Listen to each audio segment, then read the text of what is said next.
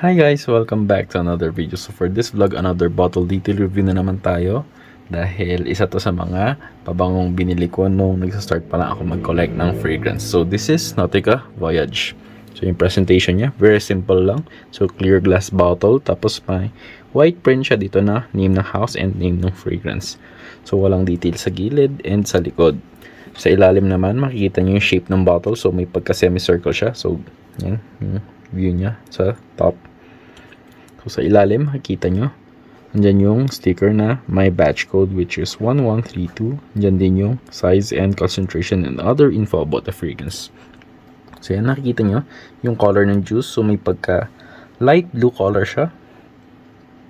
So yan. And here's the cap. So yung cap naman, may parang shape siya ng dumbbell. Yan. So sa top, makikita nyo na may blue dito na plastic na embedded dyan sa may top ng cap. Tapos sa may gilid nun, may engraved name ng house. So yung cap niya, hindi siya nagki-click into place. So ayan, nakapatong lang siya. As in, nagsaslide lang. So huwag nyo hawakan dito dahil malalaglag yung bote nyo.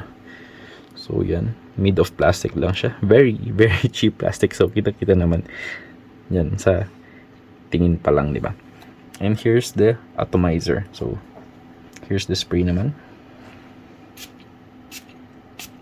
So, hindi siya ganun ka misty and directed siya sa isang direction lang. So, ayun. Review natin sa fragrance na to sa susunod na video na lang. Bye-bye.